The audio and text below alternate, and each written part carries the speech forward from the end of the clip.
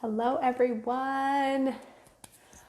I am hoping I'm live and I am hoping you can hear me. Tried some earbuds today. Maybe that'll make this even clearer. I've got Ruby and Sam with me today. They decided they needed to be in the room. Those are the kitties. Those are the kitty part of my pack. So we'll see how they contribute today, huh? So, welcome, my friend, to 3 Reasons to Ditch the Peanut Butter. Very exciting title, right? There's nothing funny about mycotoxins, so that's what we're gonna roll into. Hi, Keisha. Thanks for coming. Hi, Karina. How are you? Thank you for being here. I love that smiley face with the purple stars. It's one of my favorites. Hi, Sue. Yay, everyone's hopping on to talk about peanut butter. Who knew?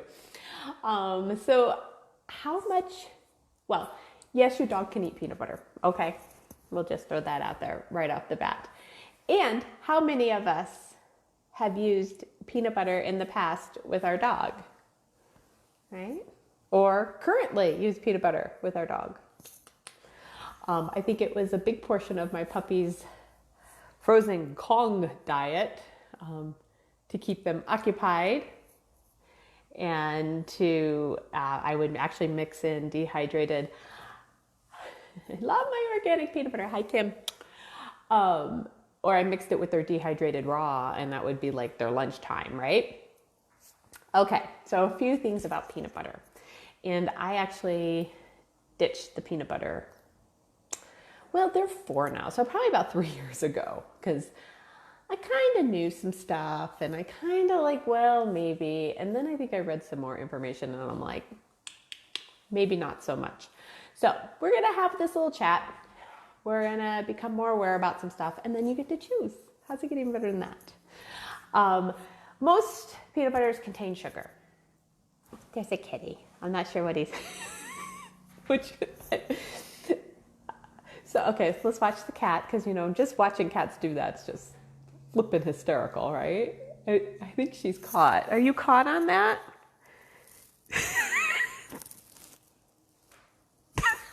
Hang on, I think I need to unhook the cat. Oh, you got it. Okay, she got it. All right. The cat's stealing the show. How's it getting better than that? So most peanut butters have sugar. Okay, and when I say most peanut butters, what pops to mind? Your Jif, your Skippy, your Peter Pan, which, right, stuff you get off of. I know. Yes, I get smiley faces. Let's see. I know, I want to watch the cat, right? Come on. Okay, but most of them contain sugar. And we're all told, maybe a little less sugar if you happen to have a kibble-fed dog, so you're already high on the carbohydrates, to add even more carbohydrates in as a treat. Okay, and carbohydrates cause inflammation in the body. So what if so maybe we're not using the Skippies and the Jif and the Peter Pans of the world. Okay, cool, we knew that. I kind of got rid of them in my early 20s, right? Cool. And most peanut butter has harmful fats. Again, if we go to the Skippies, the Jifs, you don't have to stir those up, right? How many of us cannot stand those organic peanut butters, especially the first time when you have to make this big mess with the knife or the fork or the whatever to mix up that oil? To get the oil mixed up. When it's all smooth and all mixed up, that's that is already hydrogenated. There we go. Hydronation of the oils. And so I actually wrote this down. I did. So hydrogenating the oils, you take a plant oil, you use a nickel catalyst, just a little chemistry.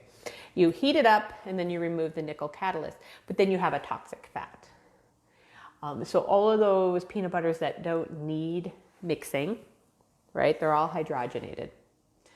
They're all toxic. And they also contribute. Okay, I've never tried my single beater, right? I might have to try that. Thank you, Kim.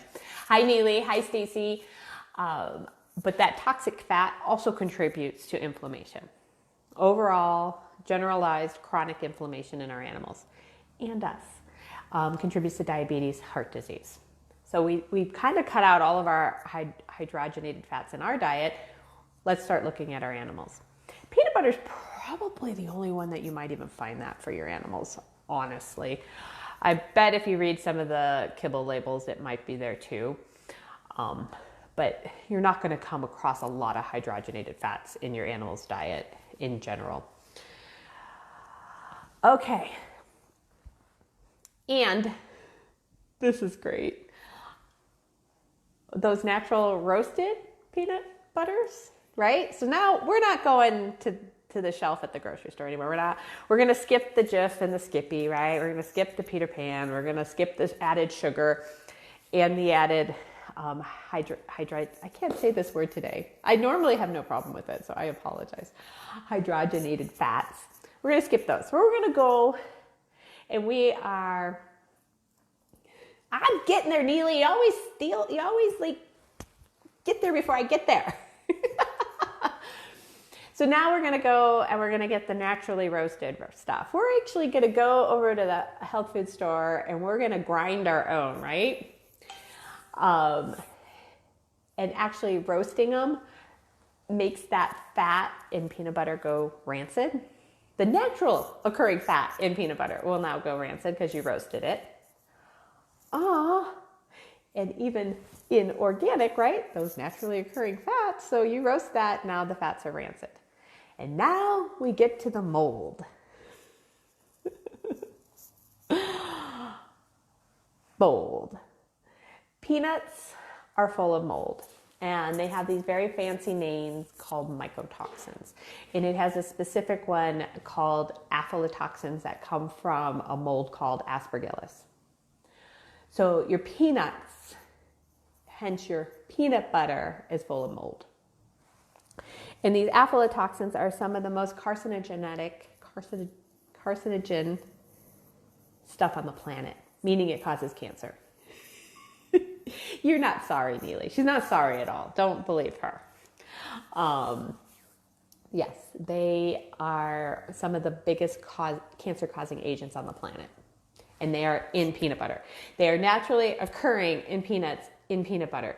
So your slow roasted organic peanut butter that you ground up at your natural store, we have natural grocers, but your natural place is still full of mold and is still cancer causing, and it actually impacts the liver.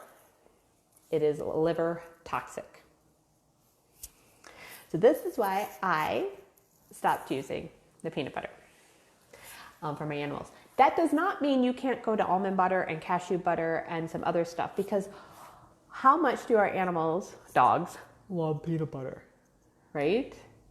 And how easy is it to get pills in with peanut butter?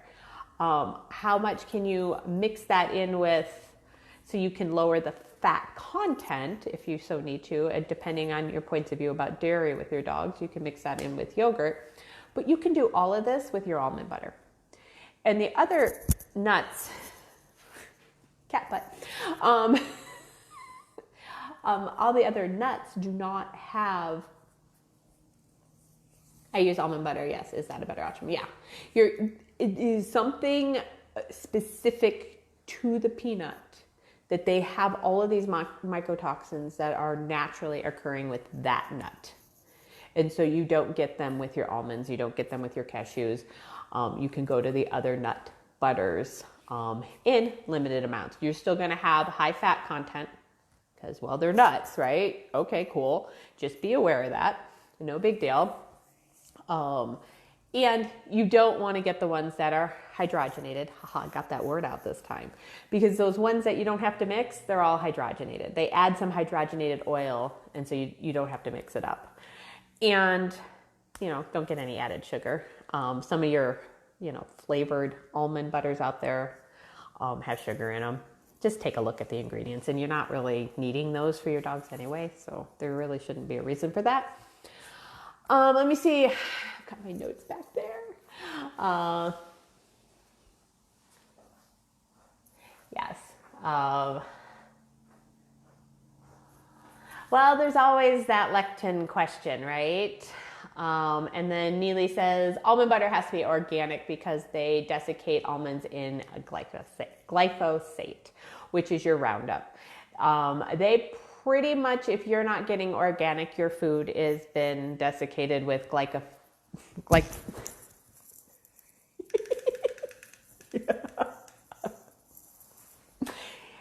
Note to self, kick the cats out. Okay. Most of your foods, if not organic, are desiccated with glyphosate, which is your Roundup. And it is just in everything. And actually, our dogs have, thank you, I know, just say Roundup, right? Which you can still buy on the shelves at Home Depot. I'm like, people still buy this crap? Anyway, it's amazing to me that that's still an option out there. And our dogs that have been tested have, just another day in Dr. Andy's world. Woo, did you go on a little ride? Roundup, glyphosate, yeah. Oh, dogs have a higher level of glyphosate in their bodies, period. Especially your kibble-fed dogs. Dogs walk on grass that's been sprayed with Roundup. Their noses are down on the ground. They eat food covered in it. All your kibble, the vast majority of your grains have been sprayed with glyphosate with the Roundup. All that corn, unless it's specifically non-GMO, is GMO'd and sprayed. So they get a lot of this glyphosate already. They get a lot of this Roundup already. And so what if we just go to the organic nut butters, stay away from the peanut butter, and what contribution can that be to our animals? And I actually had, and so it's liver toxic, these aflatoxins, okay? So it's gonna impact the liver. That liver, the liver organ, that organ, everyone has a liver. All your animals have a liver. It actually has to process everything that goes into the body that's eaten by the body. That's its job. So that organ gets very congested later in life. It's working really hard later in life. And there's phase 1 and phase 2 congregation and how that all works. And every medication has to go through there and every piece of food has to go. So that liver is working all the time and it gets very congested later in life. So the easier we can make it through the duration of our animals' lives, how much easier would it be later in life? And so let's, what if we limited the aflatoxins and we limited the liver toxins and we limited the glyphosates of the world? It's the Roundups. No, we are not fighting. No. Oh, my children. Oh, my goodness. They knew the topic. They knew they don't eat peanut butter, so I'm not sure. Is anybody else having as much fun as I am? Because I'm having a good time. I hope you are. Oh, my goodness. So the aflatoxins, liver toxic, how easy can we make it for the liver for the duration of our dog's life? I mean, we're essentially talking about dogs here because cats aren't eating peanut butter, horses aren't eating peanut butter. We're talking about our dogs that live with us. So it's actually one last little tidbit is those quote unquote cheaper peanut butters, the Skippy, the Jifs, they actually have lower aflatoxin levels, and then the organic roasted ones have a much higher level of it. So let's go almond butter. Let's go organic almond butter if you need to. And it's a really great way to get pills in, right? It's a really great thing to mix in and freeze up for your puppy to chew on in their Kong. What if there is a place for a nut butter, an almond butter, an organic almond butter in our dog's life and living? Okay, I think that's all I had. So we had our 3 reasons to ditch the peanut butter.